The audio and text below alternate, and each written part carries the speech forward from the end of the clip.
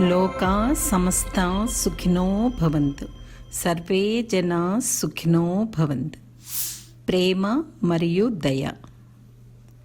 ఇతరుల అవసరాలను, ఆశయాలను గుర్తించి వారి అవసరాలకు అనుగుణంగా సహాయం చేయడము ప్రేమ మరియు దయ అనే ఉన్నత గుణాల వ్యక్తీకరణం అవుతుంది. మన పనులు ఇతరుల అవసరాలు మరియు మనకున్న వనరులను అనుసరించి ఉండాలి.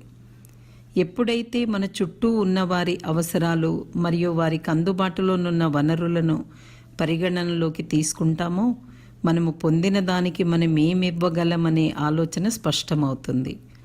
ప్రతి వ్యక్తి తన సాటి మానవుల ఎడ ప్రేమ మరియు దయను చూపించడం ప్రారంభిస్తే సామరస్యము మరియు సంతోషము వెల్లివిరుస్తాయి.